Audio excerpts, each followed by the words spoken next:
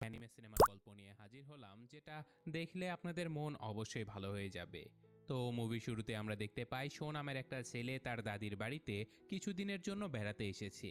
গাড়ি থেকে নামার পর যখন সে বাড়ির ভেতরে ঢুকছিল, তখনই সে দেখতে পায় যে একটা বিড়াল অদ্ভুতভাবে গাছপালার সাথে খেলছে। ঠিক তখনই শো যেন একটা ছোট্ট মেয়েকে গাছের ভেতরে লুকিয়ে থাকতে দেখে।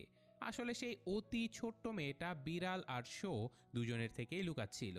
কিন্তু শো কিছু বুঝে ওঠার আগেই তার দাদি তাকে ডেকে পাঠায়, আর শো সেখান থেকে চলে যায়।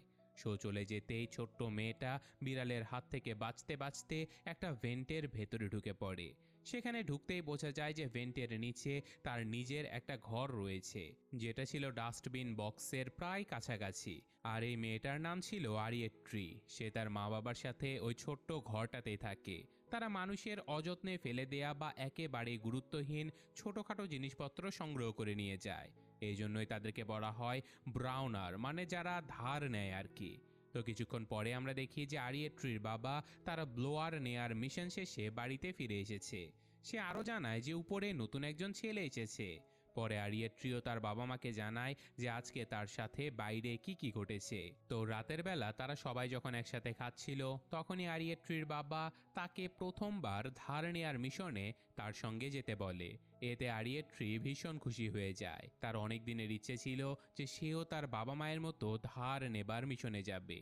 তো এরপর দরকারি কিছু জিনিসপত্র সঙ্গে করে নিয়ে সে তার বাবার সাথে বেরিয়ে পড়ে তার জীবনে প্রথমবার ধার নেয়ার মিশনে। এখানে একটা ছোট্ট জায়গাতে সুতো দিয়ে বানানো একটা পুলি বসানো ছিল। সেই পুলির সাহায্যে তারা ঢুকে যায় একটা ল্যাবের ভেতরে। সেখানে আরিয়েট্রির বাবা অনেক যন্ত্রপাতি রেখে দিয়েছিল। তারা ডাবল টেপ কেটে সেটা তাদের পায়ের নিচে লাগিয়ে নেয়। এদিকে আরিয়েট্রি বাইরে তাকিয়ে দেখে যে বিশাল আকৃতির মানুষজন খাবার খাচ্ছে। তো রাত আরো গভীর হলে যখন তারা সবাই এখান থেকে চলে যায়, তখন তারা ঢুকে পড়ে রান্নাঘরের ভেতরে। এদিকে এত বড় বড় আসবাবপত্র দেখে আরিয়েট্রি তো ভীষণ চমকে ওঠে। তার বাবা দূরে রাখা একটা টেবিলের দিকে ইশারা করে দেখায় যেখানে এক টুকরো চিনি রাখা আছে। তিনি বলে যে আমাদের ওখানেই পৌঁছাতে হবে। এরপর তারা সুতোর মতো দড়ির সাহায্যে নিচে নেমে আসে। তারপর আরিয়েট্রির বাবা টেপ লাগানো পা দিয়ে মাকড়সার মতো বেয়ে বেয়ে টেবিলের উপরে উঠে যায়। তারা গিয়ে পৌঁছায় একটা চায়ের পাত্রের কাছে। আরিয়েট্রিও তার বাবাকে অনুসরণ করে সেখানে পৌঁছে যায়, আর তার বাবা তাকে একটা চিনির কিউব দিয়ে দেয়। আরিয়েট্রির সাথে সাথে তা নিজের ব্যাগে ভরে নেয়। এখানে আমরা দেখতে পাই যে একটা ছোট্ট চিনির দানাও তাদের কাছে কত বিশাল ছিল। আর সে একটা মাত্র চিনির দানায় আরিয়েট্রির ব্যাগটা পুরোপুরি ভরে গেছে। তো যাই হোক, হঠাৎ করে মেঝেতে পড়ে থাকা একটা পিন দেখতে পেয়ে সে ওটা কেউ তুলে নেয়, আর সেটা হাতে ধরতেই তার কাছে একটা বিশাল তলোয়ারের মতো মনে হতে থাকে। তখন আরিয়েট্রির বাবা তাকে বলে যে এই জিনিসটাই তোমার জীবনের প্রথম ধার নেওয়া জিনিস।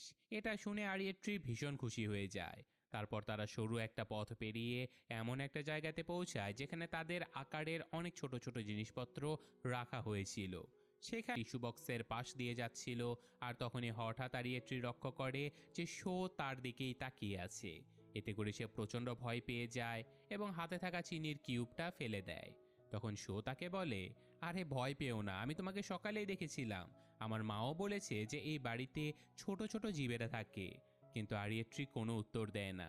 পরে সে আর তার বাবা এখান থেকে দ্রুত লুকিয়ে পালিয়ে চলে যায়। আর